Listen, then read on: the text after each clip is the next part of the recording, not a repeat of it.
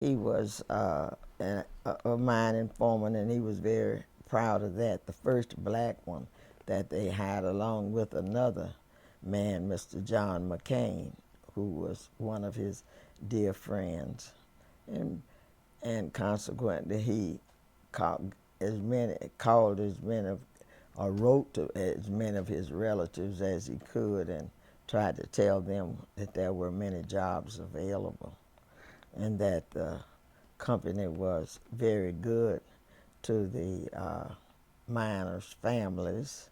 They provided housing for them, and while they called it a camp, really wasn't a camp.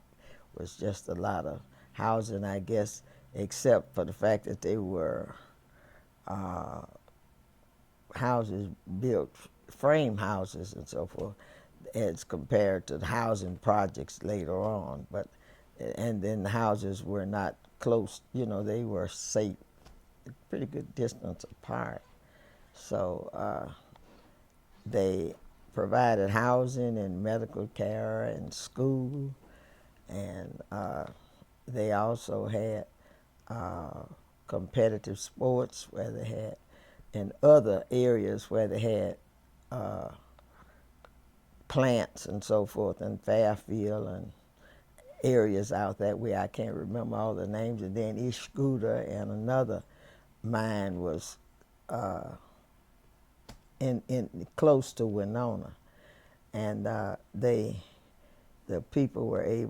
kids were able to compete.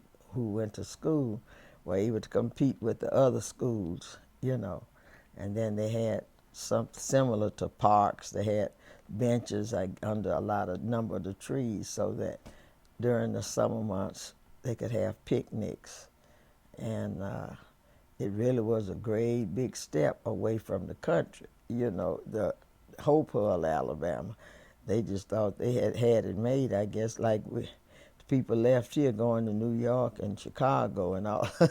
Everybody was always trying to better themselves in any way that they could.